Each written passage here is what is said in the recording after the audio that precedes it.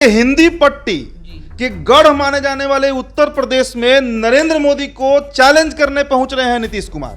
2024 का लोकसभा बेहद रोचक होगा। अभी तक जो कुल यहां पर 16-17 सांसद हुए हैं, इनमें 8 सांसद जो हैं वो कुर्मी समाज से आते हैं, पटेल समुदाय से आते हैं। उत्तर प्रदेश के जो कुर्मी हैं, जो कोयरी हैं, जो मौर्य समाज के लोग हैं, वो फिलहाल बीजेपी को वोट कर रहे हैं। किसके नाम पर? नरेंद्र मोदी के नाम पर। किसके नाम पर?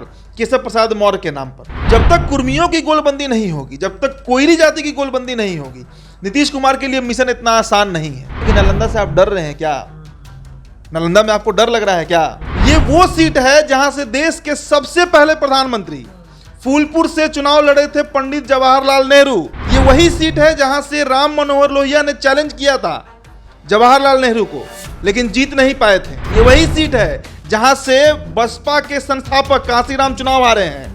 ये वही सीट है जहां पर अभी तक 8 बार कुर्मी समाज के सांसद बन चुके हैं। ये वही सीट है जहां से अतीक अहमद, जो कि कुख्यात अपराधी उत्तर प्रदेश के, वो सपा के टिकट पर जीतकर सांसद पहुंचते हैं। जो राम मनोहर लोहिया कभी ये सीट नहीं जीत पाए, 3 बार लड़ने के बावजूद उनके शिष्य कहे जाने वाले ज्ञानेश्वर मिश्रा ये सीट जीत जाते हैं। अगर नीतीश कुमार वहां पहुंचते हैं चुनाव लड़ने, तो आरसीपी सिंह को भी खड़ा कर दिया जाएगा। क्यों? आरसीपी सिंह में क्या कमी है भाई? वो भी कुर्मी है, वो भी नालंदा से है। देखिए, नीतीश कुमार का मिशन 2024 की इसकी शुरुआत उन्होंने कर दी है। ललन सिंह ने ऐलान कर दिया है कि यूपी के फूलपुर से वो चुनाव लड़ेंगे लोकसभा का। यूपी ही क्यों गए, इन तमाम मुद्दों पर चर्चाएं करेंगे। आखिर यूपी में नीतीश कुमार को लड़वाने का, फूलपुर से लड़वाने का क्यों ललन सिंह ने ऐलान कर दिया? वहां की राजनीति जो गणित है, क्या कुछ होगी? इन तमाम मुद्दों पर चर्चा करने के लिए हमारे साथ हमारे सहयोगी उदीप जी हैं। उदीप जी, ललन सिंह ने ऐलान कर दिया है कि नीतीश कुमार यूपी के फूलपुर से लोकसभा में अपना किस्मत आजमाएंगे, नरेंद्र मोदी को चैलेंज करेंगे। कैसे देखते हैं इन चीज़ों को और वहाँ का गणित समझाइए। देखिए, हिंदी पट्टी के गढ़ माने जाने वाले उत्तर प्रदेश में नरेंद्र मोदी को चैलेंज करने पहुंच रहे हैं नीतीश कुमार। 2024 का लोकसभा बेहद रोचक होगा। देखिए रत्नेश, जब से ये खबर हम तक पहुंची, हमने जैसे ही ये खबर देखा सोशल मीडिया पर, तो हमने कुछ सोर्स से जानकारी भी लिया, फिर ललन सिंह का वो बयान भी सुना। ललन सिंह ने पुष्टि नहीं की है, लेकिन ये बात उन्होंने इशारों में कह दिया है कि फूलपुर सीट से किस्मत आजमा सकते हैं नीतीश कुमार। तब से फूलपुर सीट पिछले 12-15 घंटों से लगातार हमारे दिमाग में चल रहा है। कई वीडियोज हमने देखा, कई आर्टिकल्स हमने पढ़ा कि फूलपुर सीट क्यों। आखिरकार भाई, नालंदा कहा जाता है कि नालंदा के किंग है, नालंदा से लड़ेंगे नीतीश कुमार, तो फूलपुर कहां से पहुंच गए? बहुत कारण है इसका। जातीय समीकरण समझिए। ये वो सीट है जहां से देश के सबसे पहले प्रधानमंत्री फूलपुर से चुनाव लड़े थे पंडित जवाहरलाल नेहरू। 1952 में चुनाव जीते, 1957 में चुनाव जीते, 1962 में भी चुनाव जीते। ये वही सीट है जहां से राम मनोहर लोहिया ने चैलेंज किया था जवाहरलाल नेहरू को, लेकिन जीत नहीं पाए थे। ये वही सीट है जहां से बसपा के संस्थापक कांशीराम चुनाव हारे हैं। ये वही सीट है जहां पर अभी तक 8 बार कुर्मी समाज के सांसद बन चुके हैं। कुर्मी समाज की मैं बात कर रहा हूं, जो पटेल समाज है। ये वही सीट है जहां से अतीक अहमद, जो कि कुख्यात अपराधी उत्तर प्रदेश के, वो सपा के टिकट पर जीतकर सांसद पहुंचते हैं। ये वही सीट है जहां पर 1977 के चुनाव में, मतलब 1977 के चुनाव में कमला बहुगुणा चुनाव जीतती हैं, जो कि भारतीय लोकदल से थी। ये वही सीट है जहां पर विजया लक्ष्मी पंडित जवाहरलाल नेहरू की बहन जो है, वो 64 में चुनाव जीती हैं। जब बाईपोल होता है, चुनाव होता है, बाई इलेक्शन, 67 में जीतती हैं, लेकिन 1969 में खुद वो रिजाइन दे देती हैं। और तब जो राम मनोहर लोहिया कभी ये सीट नहीं जीत पाए, 3 बार लड़ने के बावजूद उनके शिष्य कहे जाने वाले ज्ञानेश्वर मिश्रा ये सीट जीत जाते हैं। सोचिए फूलपुर का इतिहास क्या है। तो हम इस वीडियो में पूरा डिटेल बताएंगे कि फूलपुर में पहला सांसद कौन बना और अभी मौजूदा सांसद कौन है, कैसे वहां पर वो सीट पर क्या जातीय समीकरण है, क्यों नीतीश कुमार फूलपुर पर जा रहे हैं, ये तमाम बातों पर हम चर्चा करेंगे रत्नेश। देखिए, सबसे पहले वीडियो शुरुआत करने के साथ ही हम वहां का जो सांसद का सूची है वो बता देते हैं, फिर जो जातीय गणित बता रहा है 2019 लोकसभा के अनुसार वो बता देते हैं, और फिर हम ये चर्चा पे आएंगे कि नीतीश कुमार वहां से क्यों फाइट करना चाहते हैं। आंकड़ों से वैसे आप पहले ही थोड़ा अनुमान लगा लीजिएगा। चलिए, तो पहले हम सांसदों की सूची दे देते हैं। देखिए, 1952 जो पहला देश का लोकसभा चुनाव होता है, बहुत मशक्कत से ये चुनाव होता है। कहा जाता है कि उस समय जो चुनाव प्रचार है वो इक्का गाड़ी पर, बैलगाड़ी पर घूम घूम के किया जाता है। शायद ही किसी प्रत्याशी को यह नसीब होता है कि वहां पर जीप से जाके वो चुनाव लड़े। और चूंकि फूलपुर जो है ना, वो इलाहाबाद का भी कुछ हिस्सा उसमें आता है, जौनपुर का भी कुछ हिस्सा आता है, तो बहुत बड़ा लोकसभा सीट रहता है। तो वहां पर 2 प्रत्याशी किसी पार्टी से लड़ सकते थे। तो कांग्रेस से 2 प्रत्याशी लड़ते हैं, पंडित जवाहरलाल नेहरू और मसूरियादीन, दोनों जीत जाते हैं। 1957 में भी यही रिजल्ट आता है, दोनों जीत जाते हैं। 1962 में जब ये सीट फिर टूटता है और छोटा हो जाता है, तो वहां पर सिर्फ पंडित जवाहरलाल नेहरू चुनाव लड़ते हैं और जीत जाते हैं। 64 में जैसा मैंने बताया उपचुनाव होता है, विजय लक्ष्मी पंडित जो कि बहन रहती हैं पंडित जवाहरलाल नेहरू की, वो जीत जाती हैं। 1967 में फिर विजय लक्ष्मी पंडित, 1969 में जनेश्वर मिश्रा, 71 में, जी हाँ देखिए एक बेहद बड़ा नाम मैं भूल गया था, विश्वनाथ प्रताप सिंह, बीपी सिंह, जिन्होंने मंडल कमीशन दिया इस देश को, वो वहां से 1971 में चुनाव लड़कर जीत जाते हैं। 77 में कमला बहुगुणा जीतती हैं भारतीय लोकदल से। 1980 में बीडी सिंह जीतते हैं जनता दल सेकुलर से। 84 से वहां पर कुर्मियों का दबदबा दिखा है, लगातार पार्टी बदली लेकिन जाति नहीं बदली। देखिए 84 में रामपूजन पटेल कांग्रेस से जीते, 89 में फिर रामपूजन पटेल जीते लेकिन दल बदल दिया उन्होंने, जनता दल से जीते वो। क्यों?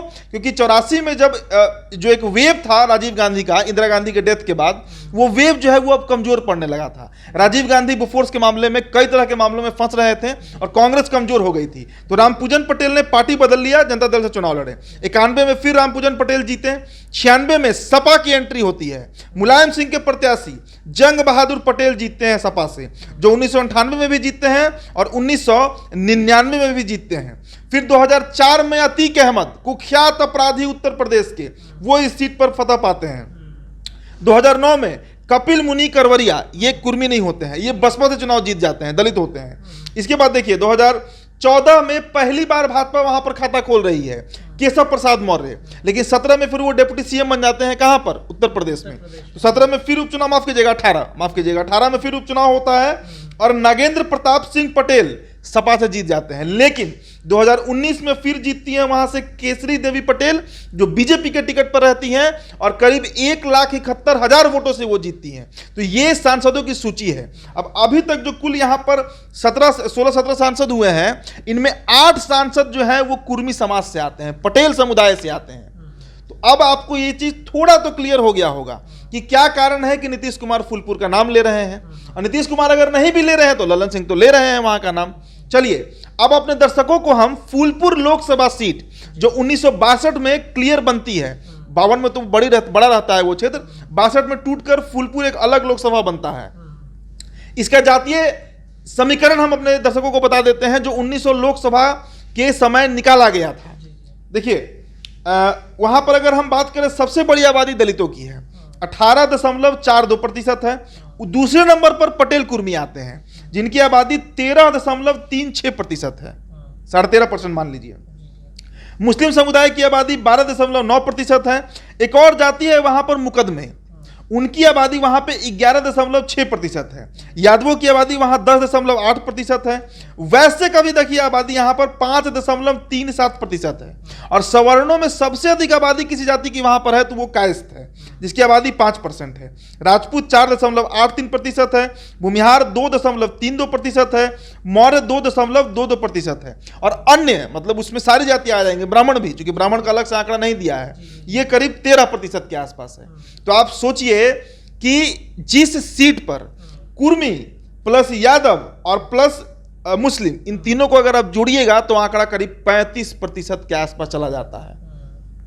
अब किसी भी लोकसभा सीट पर अगर 35% सीट वोट एक मुश्त आ जाए तो वहां पर क्या गणित बनेगा। लेकिन बीजेपी इस गणित को तोड़ी है। मतलब उत्तर प्रदेश के जो कुर्मी हैं, जो कोयरी हैं, जो मौर्य समाज के लोग हैं, वो फिलहाल बीजेपी को वोट कर रहे हैं। किसके नाम पर? नरेंद्र मोदी के नाम पर। किसके नाम पर? केशव प्रसाद मौर्य के नाम पर। इनके नाम पर वहां पर वोट गिर रहा है। यही सब कुछ गणित है, जातीय गणित इसको आप कहिए, जिसके चलते माफ कीजिएगा नीतीश कुमार जो है, जेडीयू जो है, वो फूलपुर सीट पर किस्मत आजमाना चाह रही है। चलिए अब आते हैं आपके मूल सवाल पर कि फूलपुर ही क्यों। जातीय गणित तो आप समझ लिए कि करीब 13% के आसपास कुर्मी है, 10% के आसपास यादव है। सवर्ण के अगर हम कुल वोटों को जोड़ दें तो लगभग 13-14% जा रहा है। कायस्थ है, ब्राह्मण है, वैसे वोट भी है इसमें 5%, जो हार्डकोर बीजेपी के वोटर हैं, तो उसको भी जोड़े तो 18-20% के आसपास जा रहा है। देखिए नीतीश कुमार किसी भी हालत में नरेंद्र मोदी को चैलेंज करना चाहते हैं।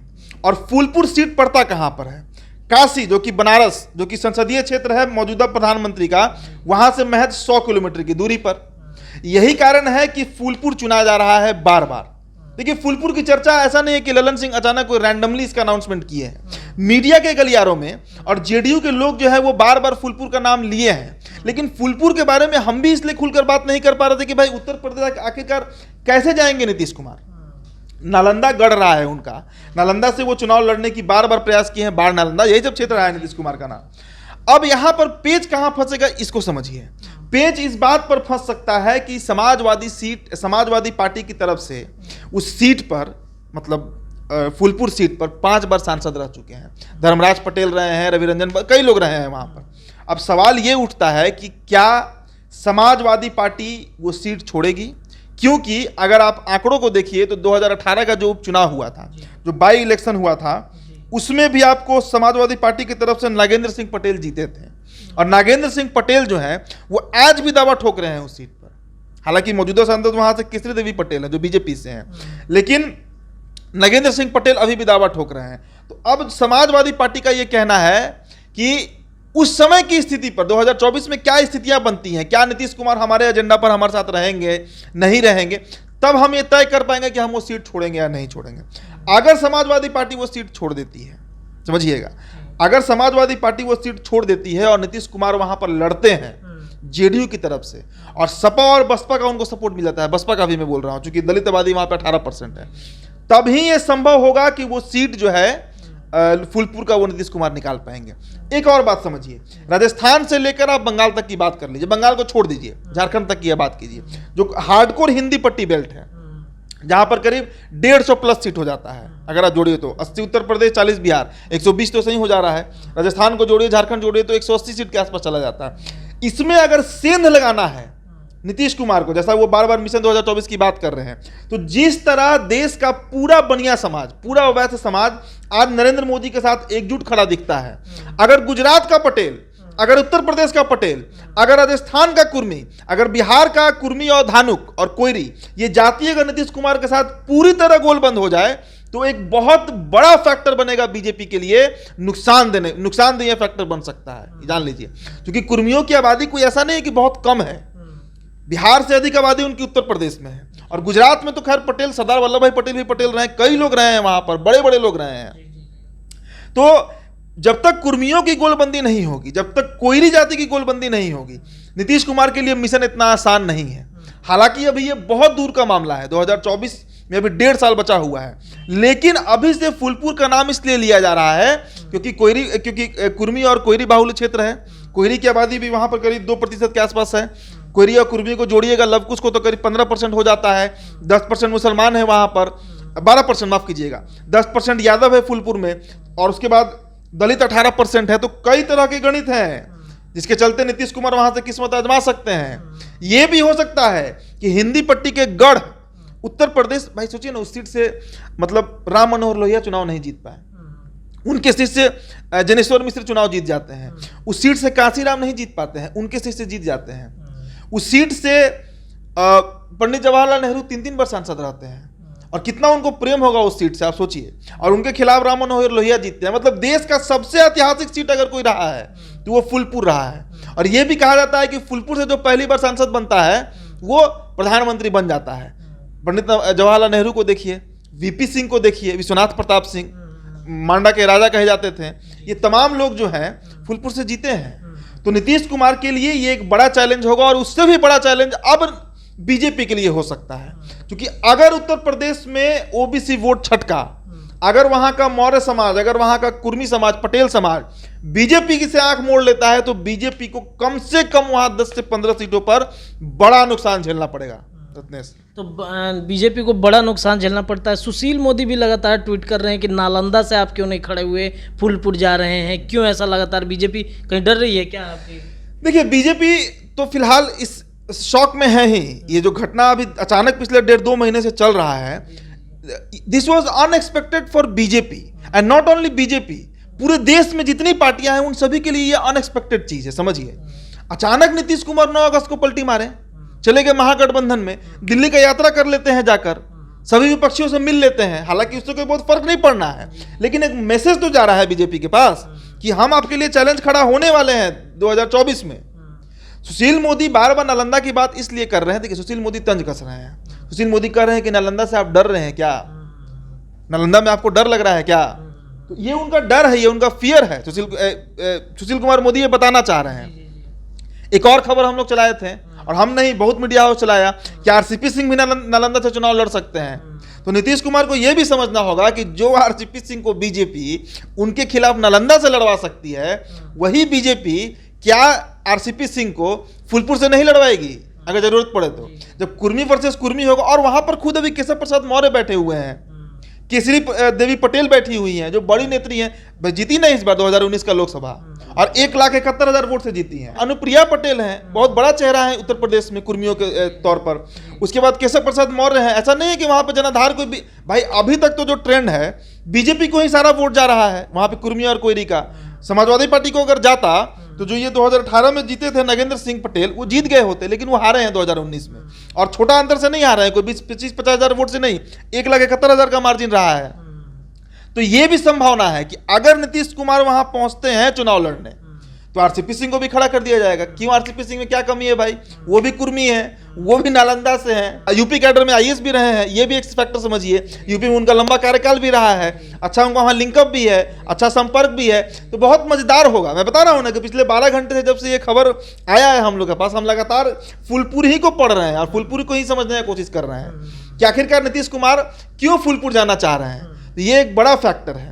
खैर अगले वीडियो में हम और इस पर चर्चा करेंगे, लेकिन ये हमारे दर्शक समझ लें कि फूलपुर से लड़ने का जो मूल कारण है वो 35% यादव, कोयरी, कुर्मी और मुस्लिम वोट है, जिसके चलते नीतीश कुमार वहां से किस्मत आजमा सकते हैं।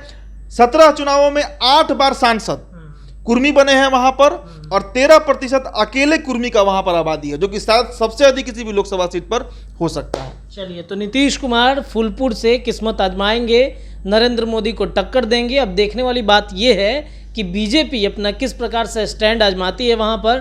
फिलहाल के लिए इस चर्चा में इतना ही। आप जुड़े रहिए NBC 24 न्यूज़ के साथ। हमारे चैनल को लाइक कीजिए, पेज को सब्सक्राइब कीजिए। बहुत बहुत धन्यवाद।